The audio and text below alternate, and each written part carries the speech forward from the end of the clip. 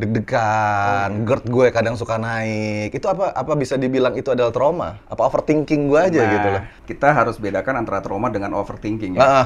Ada tips nggak bro, ketika misalnya gini, tiba-tiba trauma gue itu muncul. Apa sih yang mesti gue lakuin gitu loh? Yang pasti, kita kan punya self-defense mechanism ya. Saat seseorang melakukan sesuatu itu dalam aktivitasnya ada fight or flight. Gejala-gejala trauma yang bisa dibilang, wah lo kayaknya lo ada trauma nih gitu. Gejala-gejala spesifiknya itu seperti apa sih bro? Yang pasti dia sering kayak banyak curiga sama pasangan yang sekarang gitu. Oke. Ada tips nggak sih bro? Gimana sih caranya untuk lepas dari trauma masa lalu itu gitu? ya sebetulnya Cara mempersiapkan diri untuk menerima orang baru tanpa membawa trauma di masa lalu. Wah. baik. Jadi Selamat datang di Sebelum Jam 7.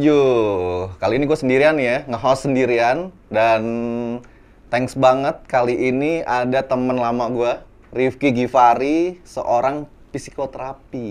Ya, gimana bro? Apa kabar bro? alhamdulillah baik. Alhamdulillah, kita kenal udah dari tahun berapa ya? 2012 ya? Atau 11? Ya kan gitu. Lebih dari 10 tahun. 10 tahun kita kenalan di Twitter, bro. Di Twitter. Yoi, kita kenalan di Twitter ya gitu. Saling follow, habis itu kita meet up. Iya. Kita sempat siaran bareng di salah satu radio ya kan. Yes. Kali ini nih, gue pengen nanya-nanya nih bro, seputar lo kan psikoterapi ya. Apa sih sebenarnya psikoterapi itu gitu? Biar teman-teman di sana nih tahu nih tentang psikoterapi itu apa sih gitu. By the way sebelum itu, Rifki ini selain psikoterapi, dia life coach juga dan marriage consultant. Yes. Ya kan? Itu dia diborong semuanya nih. Gue nggak kebagian gitu. Yeah. Oke, gimana tuh bro tentang psikoterapi itu? Karena gue jujur ya, gue jarang denger ini sebenarnya gitu loh. Pekerjaan seperti ini gitu. Jadi psikoterapi itu adalah ya salah satu terapi-terapi yang diberikan dalam suatu pemulihan gitu ya. Dimana terapi ini kan banyak ya, ada farmakoterapi yang dilakukan oleh dokter-dokter yang memberikan obat kepada pasien. Tapi kalau untuk psikoterapi adalah terapi yang diberikan kepada klien dalam hal psikologinya tanpa obat. Tanpa obat. Artinya jika ini masuk ke dalam keahlian gue sebagai hipnoterapis salah satunya, nah di sini gue akan memperformakan hipnoterapi kepada klien-klien gue, gitu. Atau NLP dan lain sebagainya, tergantung dari kebutuhan klienku sendiri. Oke. Ini jujur aja nih guys ya, gue ini sebenarnya salah satu pasien beliau nih gitu. Bener. Waktu itu gue pernah konsul, gue pernah terapi juga gitu loh. Dan gue punya salah satu part yang menurut gue kayaknya emang gue harus konsultasi sama profesional gitu ketika itu. Gue nih mau ngomongin tentang ini nih bro, masalah trauma bro. Sebenarnya pemicu trauma itu apa sih bro? Trauma ini bisa terjadi karena dua hal. Ketakutan, yang kedua adalah kepedihan. Ketakutan misalnya kita berenang suatu hari, terus saat kita lagi enak-enakan berenang, tiba-tiba kaki kita kram, lalu kita tenggelam di situ, walaupun bisa diselamatin gitu ya. Nah, next things, saat kita ngelihat kolam renang, itu kita timbul ketakutan yang tidak bisa kita kendalikan. Nah, itulah yang namanya trauma. Sesuatu hal yang tidak nyaman, yang tidak bisa kita kendalikan. Kedua adalah kepedihan. Nah, kepedihan itu bisa dibagi-bagi lagi, yaitu kesedihan, kekecewaan, dan juga kemarahan. Misalnya kalau di dalam bahasan kita ya, saat pasangan ditinggal oleh pacarnya, istrinya gitu ya. Nah, itu kan timbul kepedihan. Ada rasa sedih, kecewa, marah. Dan saat itu sudah tidak bisa lagi dikendalikan, akan timbul trauma. Traumanya gimana? Saat ia harus menghadapi orang lain yang mungkin potensial menjadi pasangannya ya di waktu yang akan datang.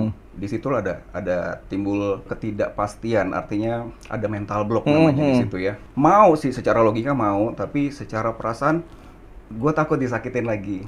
Dan ini gue nggak bisa ngendaliin. How should I do?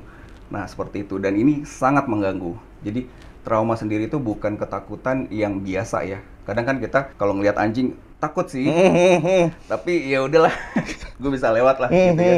Nah tapi kalau trauma itu kita betul-betul nggak bisa lagi untuk mengontrol. Gitu. Misalnya entah itu kita jadi freak out, atau bahkan lari selari-larinya gitu ya, atau bahkan pingsan dan lain sebagainya, itu namanya trauma. Gejala trauma yang bisa dibilang, wah lo kayaknya lo ada trauma nih gitu. Gejala-gejala spesifiknya itu seperti apa sih bro? Yang pasti dia ada semacam panic attack pada saat menghadapi suatu hal. Dia udah mencoba untuk mengkontrol itu tapi tidak berhasil. Bahkan semakin besar ketakutan. Nah di situ bisa dibilang kita sedang menghadapi orang yang trauma. Kayak misalnya nih gue nih bro ya, gue itu kadang sering ada kecemasan untuk kayak gini, gue nggak mau ngecewain orang. Pas ketika gue janjian nih kayak sama klien ya gitu, itu kadang suka deg-degan, GERD gue kadang suka naik. Itu apa bisa dibilang itu adalah trauma? Apa overthinking gue aja gitu loh? Kita harus bedakan antara trauma dengan overthinking ya. Overthinking itu adalah suatu pemikiran yang sangat berlebihan, yang sama-sama kita tidak bisa kendalikan. Tapi awalnya itu bukan dari suatu hal yang membuat kita jadi trauma gitu ya, jadi ketakutan atau mengalami kepedihan tadi. Kita hanya memikirkan hal itu terus-menerus dan akhirnya itu menjadi bumerang terhadap kita sendiri. Itu overthinking. Dan ya seperti yang tadi lo bilang, sepertinya kalau itu lebih ke overthinking. Overthinking ya? Karena kalau trauma, you don't want to face that. Oke. Lo pasti lari dari situ. Terus gue punya pengalaman gini nih. Waktu kecil itu gue sering dapat kata-kata kasar. Terus sering diragukan sama orang tua gitu. Nah alhasil pas ketika gue dihadapkan untuk kasih pilihan, itu tuh gue suka bingung. Karena kayak apakah itu bentuk dari trauma juga tuh? Karena sering disalahkan, sering diomelin pas ketika ngambil keputusan salah gitu loh. Pasti. Nah itu dia. Trauma ini bisa terjadi akibat dari repetisi ya. Repetisi itu pengulangan. Pengulangan dari suatu tindakan atau perilaku orang lain terhadap kita. Yang tadi kalau lo bilang, nggak mungkin dong, misalnya mohon maaf ya, orang tua itu cuma marahin sekali gitu, cuma menghukum sekali, itu nggak mungkin. Pasti berkali-kali. Dan mungkin kalau dilihat hukumannya, amarahnya biasa saja, walaupun mungkin agak keras ya. Tapi karena itu berulang, akhirnya pattern itulah yang membuat kita trauma. Seperti itu. Saat itu sudah terjadi, kita menghadapi orang lain atau ada perilaku yang mirip-mirip seperti itu, nah disitulah kita freak out. Oke. Terus gini nih, ada salah satu kasus, gue pernah dapat klien yang dia divorce, terus abis itu dia married lagi nih. Cuman dia itu trauma sama perilaku pasangannya masa lalu gitu. Yang lalu ya? Yang lalu, padahal kalau kita lihat kan, kalau kata lagu semua tak sama lah ya kan. Pasangan yang dulu sama sekarang pasti beda dong kan gitu. Cuman dia selalu terngiang-ngiang tuh sama perilaku pasangannya zaman dulu. Alhasil sekarang dia sering kayak banyak curiga sama pasangan yang sekarang gitu. Ada tips nggak sih bro, gimana sih caranya untuk lepas dari trauma masa lalu itu gitu? Ya sebetulnya banyak ya, tergantung dari kasus dan tipe perilaku seseorang itu. Namun yang perlu kita harus underline pertama kali, benar seperti yang lo bilang, semua orang itu memang berbeda. Dia harus menerima itu. Artinya apa yang dia dapat di masa lalu belum tentu dia dapatkan di masa depan gitu ya. Dan kalaupun misalnya ada perilaku yang mirip-mirip, belum tentu juga akan sama persis gitu dari masa lalunya. Kenapa? Karena kan orangnya saja sudah berbeda kan. The way of life-nya udah berbeda, pengalaman hidupnya juga sudah berbeda gitu ya. Nah disitulah kita perlu ada semacam acceptance. Gue siap nggak menerima pasangan gue yang baru dengan ketakutan-ketakutan gue yang sudah gue peroleh dari pasangan gue yang lama. Siap nggak? Gitu, karena itu akan sangat penting. Karena dia akan menghadapi lagi masalah ya kan. Kalau kita berpasangan pasti ada masalah. Dan masalahnya itu bisa jadi mirip-mirip. Mirip-mirip. Ada tips nggak bro, ketika misalnya gini, tiba-tiba trauma gue itu muncul, apa sih yang mesti gue lakuin gitu loh? Yang pasti keluar dari zona itu dulu. Jangan coba-coba nekat untuk ngadepin. Karena kita nggak akan mampu bro. Saat misalnya mulai mungkin adu argumen sama pasangan dan kayaknya nih pasangan memperlakukan kita kok kayak mirip ya, kayak pasangan gue yang dulu ya. Nah di situ kita minta izin, tolong jangan diterusin dulu, boleh nggak? Kayaknya trauma aku muncul nih. Boleh ya, kamu ngerti sebentar. Nanti kita bisa bahas lagi kok. Tapi pelan-pelan ya, sebentar. Gue lagi nggak bisa kontrol myself dulu. Takutnya kalau kita terusin, ini bukan jadi perdebatan yang efektif akhirnya. Oke. Entah itu gue nanti akan freak out, lari, atau gue akan melakukan defensif, hal-hal defensif gitu. Karena gini bro, trauma itu bukan berarti kita harus ketakutan yang lari saja. Kadang-kadang saking traumanya kita bisa defensif loh. Kita bisa jadi mukul, itu bisa bagian dari trauma. Oh, itu bagian dari trauma? Bisa. Kita kan punya self defense mechanism ya. Saat seseorang melakukan sesuatu itu dalam aktivitasnya ada fight or flight. Fight itu kita ngadepin, flight itu kita kabur. Nah, untuk trauma ini menyerang bisa salah satu, bisa dua-duanya. Saat seseorang itu terlalu terpojok dan dia nggak bisa kabur lagi, mau nggak mau dia akan fight. Ya anak kucing aja coba kita goda-godain ya, sampai di kepojok banget pasti dia nyakar juga kan. Benar. Seperti itu. Nah, saat itu sudah tidak bisa dikontrol, ya itu yang gue takutkan.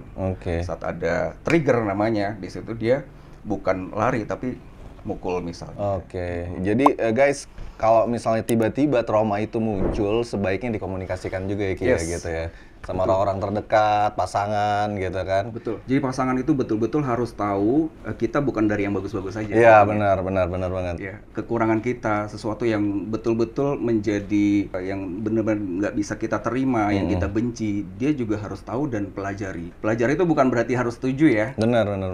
Tapi dia pelajari bahwa pasanganku tuh memang nggak suka kalau begini gitu loh. Misalnya nggak suka naik pesawat. Biasa aja kok kan gitu. Iya. Kenapa sih takut banget sih? Ya kalau gue takut mau gimana?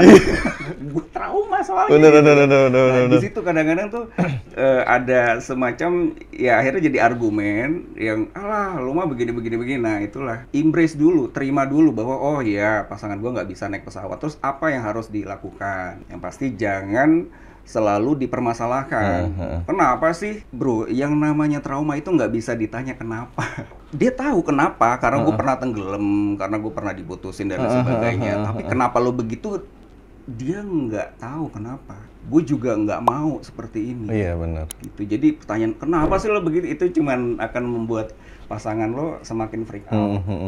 Gitu. Ada yang namanya bahasa-bahasa yang menetralisir.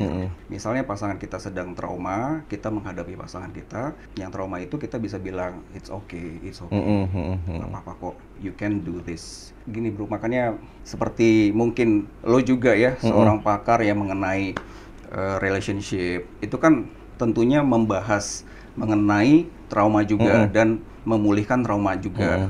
Trauma itu nggak bisa dipulihin sendiri bro. Bagaimana dia bisa memulihkan dirinya sendiri, sedangkan dia sendiri nggak bisa mengkontrol emosinya dia. Jadi perlu ada orang-orang yang memang kompeten sebetulnya ya.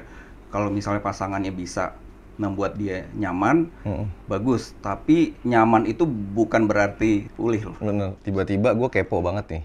Di dalam pikiran gue tiba-tiba ada satu pertanyaan. Selama lo ngejalanin pekerjaan lo ini, ada nggak sih klien lo atau pasien lo yang itu berat banget masalah traumanya gitu, dan lo alhamdulillah berhasil untuk membantu dia? Oh iya, tentunya ada pasti ya. Gue mau dong Ki, apa ya, berbagi cerita tentang itu dong Ki gitu loh. Yang membuat seseorang itu sulit pulih dari trauma, dia menganggap traumanya ini sudah tidak bisa lagi sembuh. Gitu loh. Dan dia selalu menghindar di dalam kondisi yang membuat dia trauma. Nggak masalah sih kalau itu tidak penting dalam hidupnya. Misalnya kayak kecoa gitu ya, dia pernah templokan trauma tuh jadi fobia gitu kan. Tapi kalau misalnya itu berhubungan dengan tadi pesawat misalnya, sedangkan dia adalah seorang business person kan, harus bepergian, fast traveling dan lain sebagainya. Nah itu kan perlu dihadapin yang seperti itu. Nah terkadang orang sulit pulih dari traumanya karena dia betul-betul nggak mau hadapin itu.